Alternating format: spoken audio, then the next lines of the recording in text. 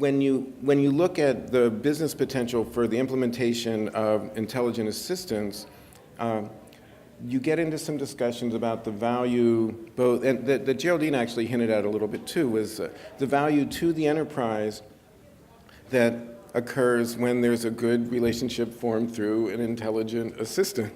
And it's a concept that, actually, let me have each member of the panel introduce themselves and sort of describe their companies and their role and their thoughts. I'll start with David and move you guys as left to right, or right to left. That's great. Thanks, Dan. David Lloyd is president and CEO of IntelliResponse. We were acquired last year by 24/7, and that really helped us take our roughly 200 customers and move them over to a platform now that could do end-to-end, not just VA, but do the integration within voice, IVR, chat, and all the other channels that our customers touch, which are outside of VA. So very excited with that. The integration is now complete. We're completely on the inside and well integrated, and it's feeling fantastic right now. So Attorney Lorentzen, General Manager at Nuance On Demand. So been with Nuance for about 13 years now. So our focus in the enterprise world is really all around customer experience and automation. So working across both our voice channels with IVR, proactive outbound notifications, contacting consumers in a proactive and intelligent way. And then lastly with Nina, our Nuance Interactive Natural Assistant, so on our mobile and website. So really that omni-channel, multi-channel ability to provide self-service to consumers of enterprise services. Hi, I'm Phil Gray. I'm with Interactions, and I guess a good common theme here. We're all focused on intelligence assistance across channels. I think it's probably something we're going to see quite a bit more of in coming years. Sort of this pervasive opportunity to have an assistant, an enterprise assistant that works across channels and sometimes even maintains context. So Interactions, we're at the forefront of that. We're probably known most for our voice applications. That's where our heritage started. But we rapidly expanded across channels. So, Nick Gyles, CTO with WDS. WDS was a company acquired by Xerox 3 years ago. And many of you might be wondering, well, what's Xerox got to do with the intelligent assistant space? We find ourselves in a really interesting position in the industry. More than half of our revenue today in Xerox comes from business services, where we're running customer interactions on behalf of brands. We have over 200 contact centers around the globe.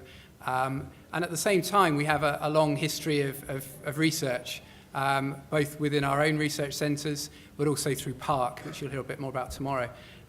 What WDS is about is bringing that research and the innovation around conversational automation, dialogue systems, bringing that into the environments where we're today interacting with customers on behalf of brands around the world. Very good, thank you. And so you see our building a sort of a lexicon of terms. You're calling it conversational computing, conversational commerce, and that sort of thing. And we're mapping all that to the intelligent assistant, and then overlaying it on enterprise infrastructure for doing what enterprises do, including interacting with their customers. And as I hinted at earlier, there's some skepticism about the ability of the technologies we're tracking to do what we claim to. And one of the most tangible one was I had written that that IntelliResponse specifically was witnessing an upward trend in automation using intelligent assistants, coupled with an increase in satisfaction, customer satisfaction. And I think I wrote it up in LinkedIn, and one of the comments at the bottom was, "How is this possible?" and called me a name or two. And I said, well, no, I think it's actually true. But I'm going to ask David to elaborate a little bit, because I had heard some of this through a presentation you had given. Yeah, we were fortunate to do a presentation with all our utilities, I guess it was about a month ago. One of the interesting things, I think, in general terms about the whole concept of intelligent assistance is it's not new. And we talk about it as if it's this thing that's come on the scene in the last year or 2 years. But when I look at, personally speaking, we've had clients including large banks, insurers, healthcare, that are all on these platforms and have been for years, as I'm sure many of my colleagues have as well up here. So that part's not new. I think the traceability and the metrics that we're starting to collect, though, that's newer. And I think we're finally figuring out the right way to do it. A great customer success story as it relates to customers having a much better experience was one of our clients, Opus, uses us across all of their platforms and mobile for the customer interactions. What they found was actually an 11% increase in NPS between interactions with a virtual assistant or an intelligent agent and then their chat channel. Right. And for those not in the customer care, NPS is the Net Promoter Score, which is popularized probably going back 10 years as like a shorthand measure based on customers saying that they would, in fact, recommend a vendor to others based on their experience. And anyway, go ahead. No, and I think so what they saw was that when, let's face it, the recent study I saw at Google, 93% of people start their whole journey on the web. So they're going digital. So when they can interact with an intelligent agent in a digital environment, that's stage one. You're meeting the customer where they want to be met. But when you're not satisfying the need of the customer and there's that need to escalate, what we found in Optus's case was that by intelligently taking that conversation from the VA to a live chat environment, but with a live chat agent being completely aware of the context and the conversation the VA was having, it meant a continuation of the service for the customer, not this abrupt stop and a brand new conversation where they had to restate themselves. And that's where they saw this great increase in that promoter score. I think the overall CSAT increases that we're seeing are one of, going back to that earlier statistic, that people are starting their conversations in the web environment, in the digital environment, through mobile. Although we're not seeing mobile first in the surveys we've seen quite yet, but it's pretty close. But they're starting it on the web environment. And since we're helping them and engaging them there, that's leading to a much higher level of satisfaction with the customers because they can serve themselves.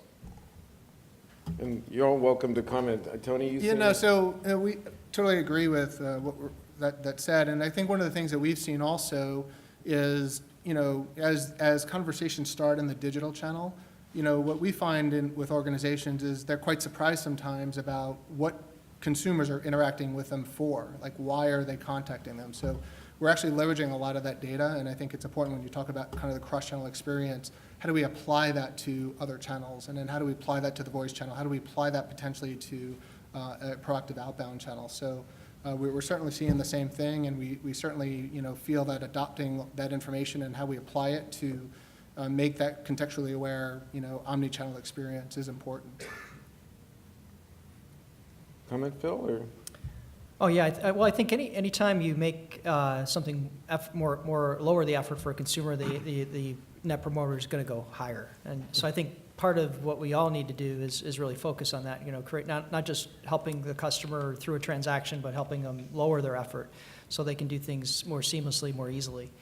I think there's still a long way to go. I think a lot of times you do see disjointed experiences where someone will have a virtual assistant and a chat system that aren't connected, and then you find yourself going into one spot and going to the other. So I think that's a move in the right direction when you do put the two together.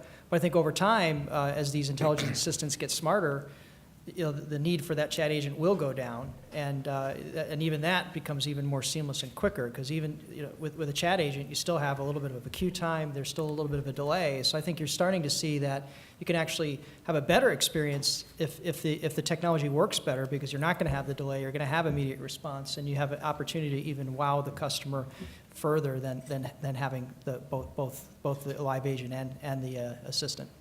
I think to that point of complexity, we've already gone through the process through knowledge management and through other initiatives to deflect those FAQs, the basic question answering kind of transactions.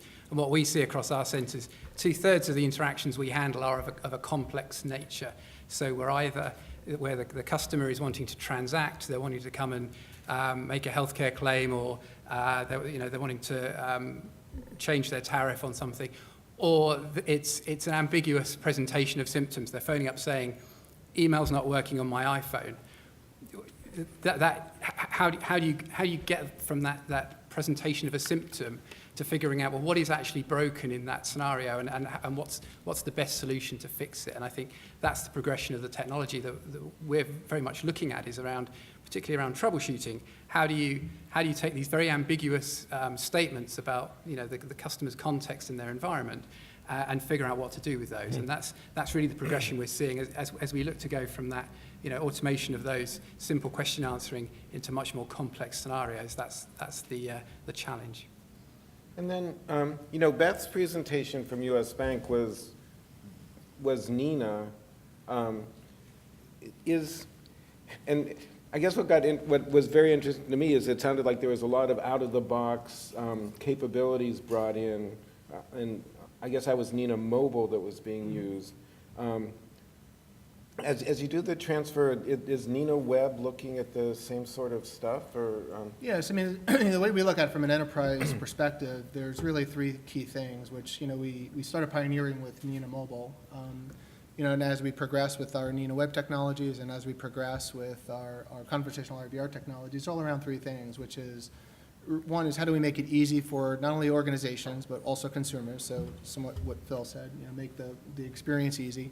But also at an organizational point of view, you know, how do we start leveraging that content, leveraging that information, leveraging that knowledge across channels, so making it easier for the enterprise organization to implement these technologies.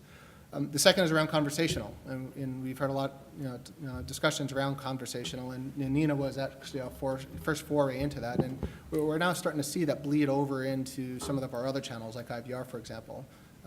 You know, being able to provide that more conversational interface. And the last is around intelligence, you know, leveraging knowledge, leveraging information, leveraging relationship to be able to, you know, drive those more intelligent types of interactions.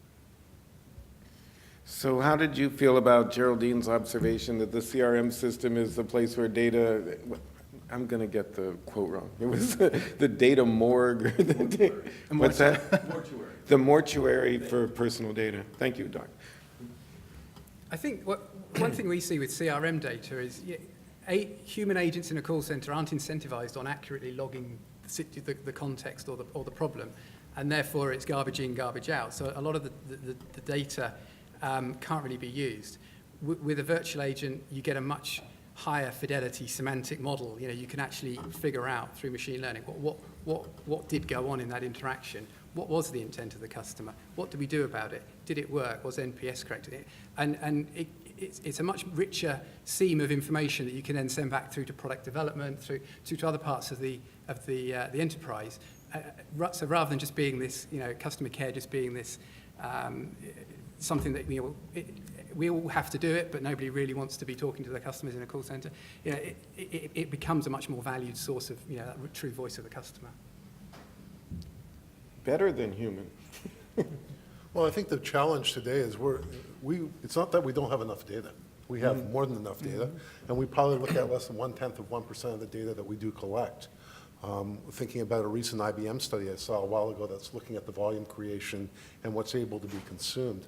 So that's part of the challenge. And also, when you have to put a data scientist in front of that data, that's a problem as well. So I think the focus is really on taking these rich conversations that are occurring, whether it's through a VA or a virtual agent or other channels. If you can actually use that data immediately in real time, that's so critical to really understanding true voice of customer at that moment of the conversation. And I think that's critical. And today, that's, I think, the other side of the VA that really needs to be strived for. It's great to have a conversation, but what are we actually learning out of the conversation? And if we're not learning anything, you know, there's only a part of the value that's being realized. And what's the latency on that? I mean, could you learn stuff in real time and put it into the answer to the next question coming in? Arguably, yeah, you can use that, especially when you think of the whole issue of journey mapping now and understanding customer journeys and where customers are actually going. So when you have an individual who's asking a question pattern and you can compare that against all the individuals in the last week that were following the same pattern, that allows you to almost look at the whole issue of next issue avoidance and predict, with the answer coming back to that consumer, what's the next thing that they're likely to even ask. So kind of head them off at the pass. And we saw a great example of that in banking where new product came out, the customer didn't know how to use it. And you could see in the question patterns how if, in the case of taking a picture of the check, they would have known that the next logical thing was, how long is a check on hold? Well, that kind of next issue avoidance, that person probably, the first person picked up and called the call center. But as we learned from the pattern in machine learning in that's the next logical question, we can actually present that back to the consumer who asks it for that next opportunity. Interesting. The traditional, excuse me, the traditional pattern for automating things is to sort of understand what those repetitive things are and then make them programmatic. And Phil, I'm thinking specifically of a theme which I think is going to come up, that came up a little earlier in the balancing the human touch and automation is, initially, at least with interactions architecture, there's a defined role for the live individuals to play in terms of almost being the institutional knowledge and at least disambiguating to begin with. But then, are they logging the sorts of things that David was bringing up, where hey, this is the most accurate answer to this question right now, but we know what the next question is going to be, and we can anticipate that. Yeah, well, I think essentially what we've done with what's a technology we call adaptive understanding is that if you look at most technologies, when technology fails, which it often does, it can't answer, it can't recognize, can't do something, then you're sort of putting that burden on the customer, and the customer then has to either say something again or figure out what they did wrong, change their behavior to adapt to that system. So what we've done is we've added human intelligence to assist the technology when the technology fails. So what then happens is seamlessly, if you're talking and conversing with the system and the system can't understand, we seamlessly move that to a live agent. That live agent is able to interpret that, and then actually we use that for real-time machine learning feedback to create models that actually automate and further down the road. But the big advantage of it is the customer isn't sacrificing experience while the machine is learning. And I think that's the big leap forward, where most systems, the customer has to really, they're the one who suffers through the experience when the machine is getting to a point where it's adequate. And so it does two things. It does that, and then secondly, it just delivers an experience that goes beyond the boundary of the technology at a given time, allowing the technology to catch up. So you're delivering these very lifelike virtual assistant experiences that may use a small amount of human assistance, but at the same time, you're training the technology to take that on and at a later time. So. I think there's a subtlety there as well in terms of the role of the agent in that architecture, in that we move from a world where we have call center agents who are just transacting, they're incentivized on getting through the call as quickly as possible, moving on to the next one, to a mode where they're much more about knowledge contribution. So they're actually, they're training the system, they're correcting it, they're putting it back on the tracks when the wheels come off the rails. And over time, what we see, we think a lot about this problem, employing 50,000 or so call center agents. What's the role of the call center agent or the contact center agent in 5 to 10 years' time? And we definitely see these environments moving from these kind of transactional factories into a knowledge contribution center. Hopefully, raising the quality of the role. We have in any customer care, attrition is always a problem. It's not a great career path, as it were, but we can actually start to move into more of this sort of customer experience management, and that's I think how we see the role. Yes, automation ultimately will result in fewer transactions, fewer similar transactions coming back through into call centers, but the role of the contact center is still there as the sort of the safety net, the place of last resort for handling customers, but also being the contribution engine that then drives the technology. Yeah, I mean, the agent pools and contact centers are just, a tremendous source to, what we want to do with our, virtual agents is mimic, right, what a call center agent can do over time. So just having that intelligence and leveraging that intelligence in the real-time format to continuously improve systems is, one of the areas that we're certainly focused on, and I agree with your statement there. So it's almost like an agent crowdsourcing model to really get the right content and answers into, or the understanding, so that when the consumer actually has that question. Is that how you see that as well? Yeah, I think it's that kind of private crowd. I think some of the challenges, though, is how do you make sure that you are implementing best practice and not tribal knowledge? And quite often where you've got a tenured agent that's maybe taking calls for a year, they're going to shortcut straight to an answer that might not be the best answer. You also need to take into account things like the cost of the solution. So, for example, if I phone up with a problem with my cell phone, the one thing that's pretty much guaranteed to solve the problem, assuming it's not hardware, is a hard reset. Now, so right. if you're not careful, what happens is agents will, the first thing they'll do, I can't download my contacts. Right, let's just hard reset your phone. The cost of doing that to the customer, in the sense that they might lose their data, they've got to reinstall all their apps. It's a horrible process, but it has hit all the metrics. It's got rid of the call quickly. It's solved the problem. So there's these sort of hidden issues that come out. But what we want to be able to do is capture that knowledge, but then filter it in a way where we actually know this is the best process based on this sort of symptoms. This is the kind of certified action that we want to take with that customer. Yeah, because the hard reset, to your point, if the metric is, mean time to resolution in resolution, that goes down as a double success, and yet it didn't help anybody. But it raises a couple of issues. One is, we're talking very casually about what amounts to a new computer memory element in the enterprise architecture, that there's some repository of right answers and right processes. And I know there's some precursors to this, but do we, as like the vendors of intelligent assistance solutions, start recommending this better knowledge management, some bag where good stuff is stored? And where is it? Is it in your cloud, Tony? Well, one of the things we've done is we've appointed in projects content managers, right? So looking at best practices, looking at how particular, whether a live chat agent or call center agent handles tasks, but really content managers who keep track of those best practices. So that's how we kind of help determine, what business processes, what intelligence we want to use from that, so we can apply it into future systems and future learnings. And where's it go? Well, the problem is there's too Customer many experience. SharePoint, there's too many SharePoint implementations out there that are the cesspool of tribal knowledge and other knowledge within an organization. So I think we actually see when we've applied it in a lot of our banking environments, we actually see the whole use of the intelligent agent as an overlay to actually the knowledge management piece, because what we found is most of our clients aren't getting much in terms of metrics out of their knowledge management. If you've seen the SharePoint implementation or many others, you can understand why. Kind of decentralized.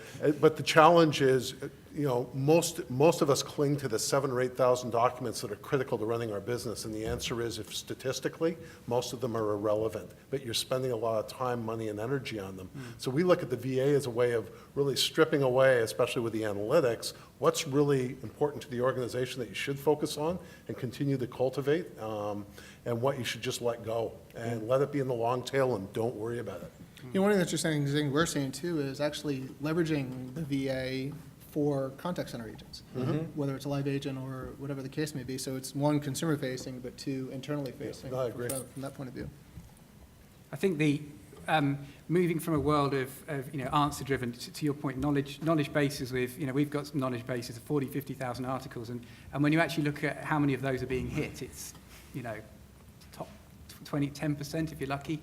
That any call center, you see the same thing, which is the top 5 or 10 call drivers probably account for 70, 80% of the call volume.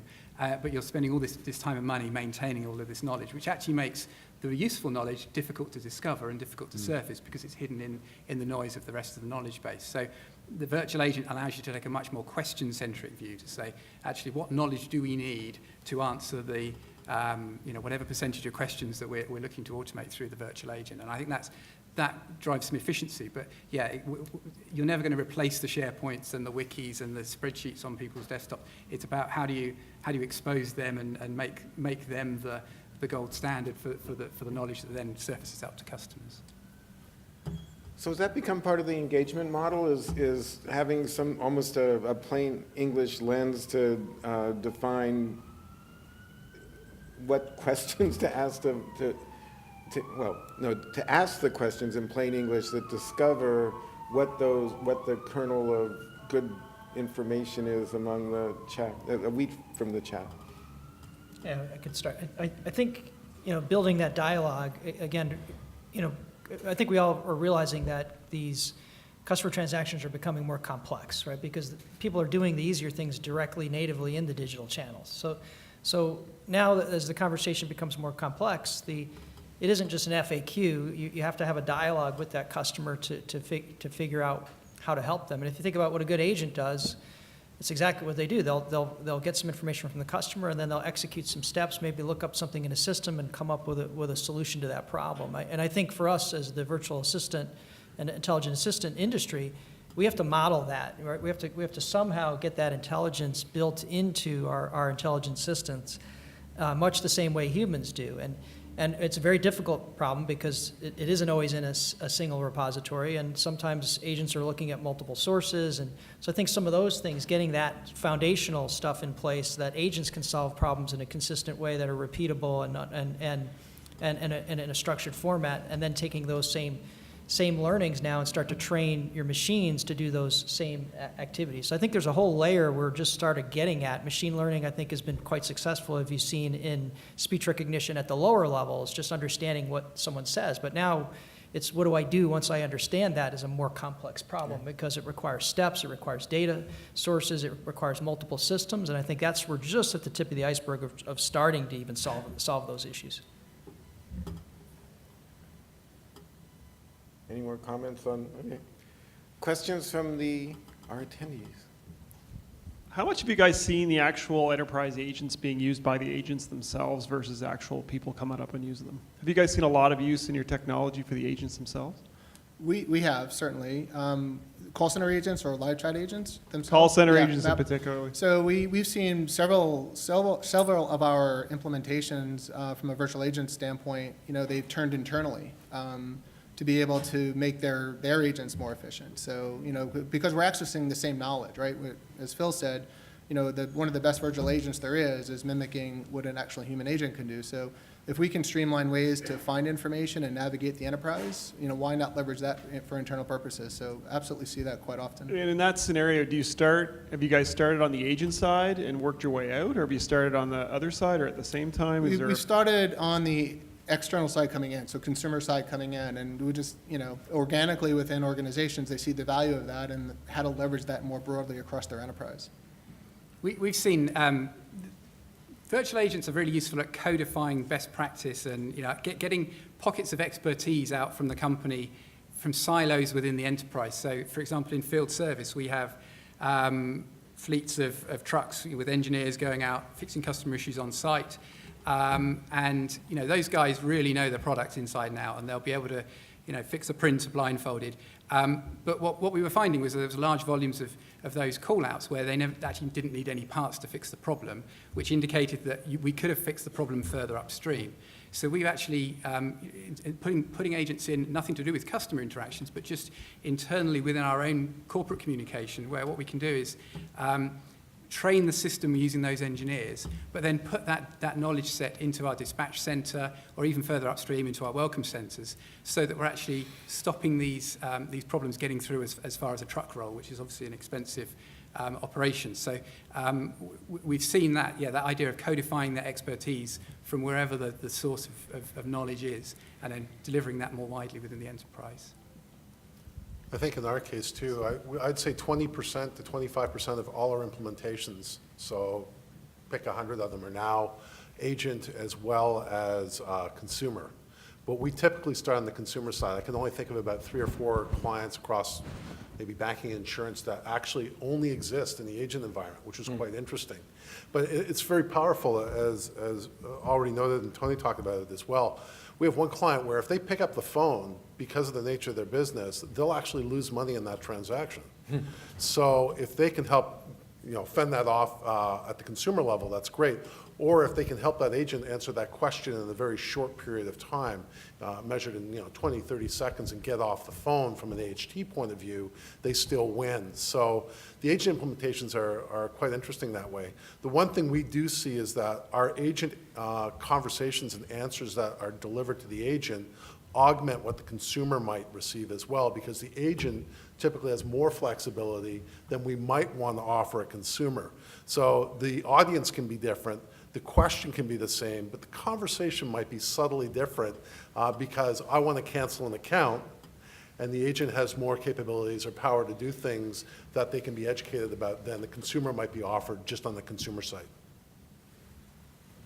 And one of the things we've observed as a interested third party has been that chat transcripts are just incredibly rich and easy to mine and there to the same degree that some of the renderings of recorded agent to person calls are, but both sides are clearly delineated. There's just a lot of neat stuff, and so part of the original engagement is just to do that analytics, to even to define what the major problems are, what small list of problems represent some of the heavy hitters and that sort of And we've stuff. actually seen, leveraging those chat logs, or if Yeah. you've implemented natural language in your voice channel, those caller intents, right? So how do we apply all of that knowledge regardless of the channel? Because it's all the same common back, which is natural language understanding, and how do we implement that in a virtual assistant environment? So how do we leverage all that rich data to really get other channels, if you will, up to speed very quickly?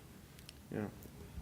And there aren't other, so if you turn the telescope around, we got a very interesting question after we issued we being Opus, after we issued the landscape, where company was asking how much or how efficiently can an intelligent assistant or conversational interface be used internally, and how? And we knew of a couple, like scheduling meetings. There's XIA or AI that does that. But Nick, have you seen like recognition that these things that we've been pointing at customers work well internally, other than just having the answers show up on an agent screen?